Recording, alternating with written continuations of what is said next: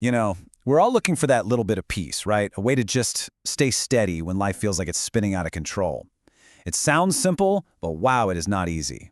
So today, we're going to dive into a really ancient perspective on how to find that stability in a world that, let's be honest, never, ever stops moving. Does this feel familiar? You finally solve one big problem, you take a breath, and then bam, two more pop up to take its place. It can honestly feel like you're just treading water in this huge, endless ocean of challenges. And you know what? That feeling, it's not new at all. In fact, it's a core idea in a very, very old and profound way of looking at the world. Ancient Indian philosophy actually has a name for this exact feeling, samsara samudra. It literally translates to the ocean of worldly existence, and we're all in it trying to navigate our way across. The challenges, the good times, the bad times, those are just the waves. Now, this ancient wisdom isn't about trying to make the ocean flat. That's impossible. It's about how to build a boat that's strong enough to cross it. And the main material for that boat, well, it might just surprise you. So what's this unbreakable boat made of? According to these teachings, the most critical piece, the absolute #1 tool for this journey, is patience. But hold on, this isn't the kind of patience you're thinking of. This is something far more powerful. The Sanskrit word for it is sahane, and in the ancient text, the Vivekachudamani, it's defined as the inner power to get through any and all hardships, here's the kicker, without fighting back, without getting lost in worry, and without complaining. Think about that. This is patience as a superpower, a deep spiritual strength. And this is the key. This isn't about just sitting back and taking it. No way. It's an active, protective force. The texts even call it a kavacha, which means a shield or a suit of armor. It's something you have to actively pick up and use to guard your own mind from all the chaos out there. Okay, so how do we actually do this? How do we use this shield? For that, we can turn to one of the most revered spiritual texts in the world, the Bhagavad Gita. It gives us a really practical game plan. So the Gita gives us this beautiful metaphor. It says that happiness and sadness are just like the seasons, right? Winter shows up, it can be harsh, but you know it's not going to last forever. Summer comes, it's wonderful, but that fades too. The whole point is to just learn to endure their passing without getting swept away by the blizzard or trying to cling to the sunshine. So this really breaks down into a simple 3-step method. First, you just have to recognize, deeply recognize, that all experiences are temporary. The amazing moments pass, but guess what? So do the awful ones. Second, just acknowledge these feelings when they show up. See them as changing weather. It's a cloudy day inside. No judgment. And third, by doing this over and over, you build up that inner muscle, that strength to just endure, to stay steady no matter what the forecast says. But that leads to the big question, right? Why do we even have these seasons of distress? Why do they happen to us?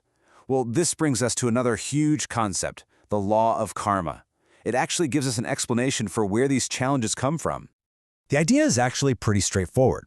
The difficulties we're dealing with today are very often the results or the fruits of actions we took in the past. This is called purva karma. Now, this isn't about punishment. It's just cause and effect, like physics. The waves crashing on your shore today, a lot of them were set in motion by stones you threw in the water a long time ago. And this is where your power lies, right here, in this present moment. When one of those old waves hits you, if you react with impatience, with anger, you're creating new negative karma. It's like you're just throwing more rocks into the water, making more waves for your future self.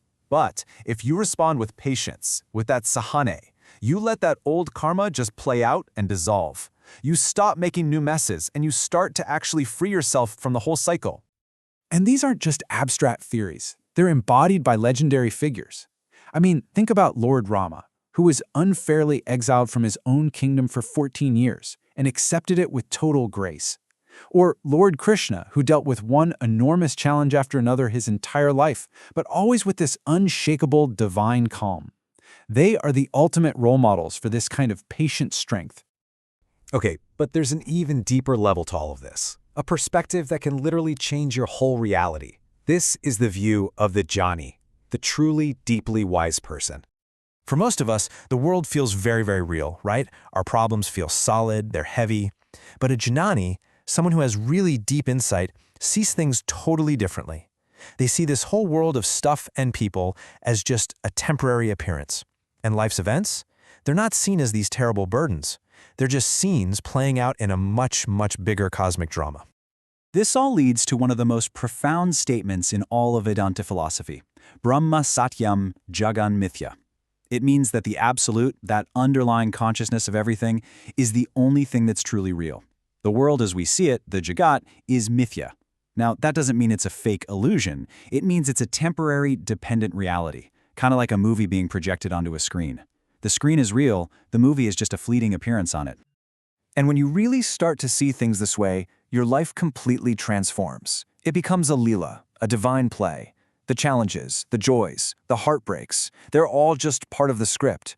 You're an actor playing your part, and the so-called problems you're facing, they're just plot points in the story. And suddenly they lose their terrifying grip on you. From this ultimate perspective, the whole idea of a problem just dissolves. An event is just an event. It's not good, it's not bad, it's just what's happening in this scene of the grand play. And that shift in understanding is the real source of a peace that nothing can shake. So, let's just trace the path we've covered here. It all starts by just acknowledging life's turbulent ocean. Then, we learn to pick up and use patience as our active shield. From there, we really internalize that everything, good and bad, is temporary, just like the seasons. And finally, we can aim for that ultimate view, seeing it all as a divine play, which lets us play our part with total grace. That right there is the path to a real, lasting peace. And that leaves us with one final thought I want you to carry with you. Think for a second about the single biggest challenge you are facing in your life right now, the thing that keeps you up at night. What would change, right now, if you chose to see it not as this crushing, unbearable weight, but just as a scene in a much, much grander and more beautiful play?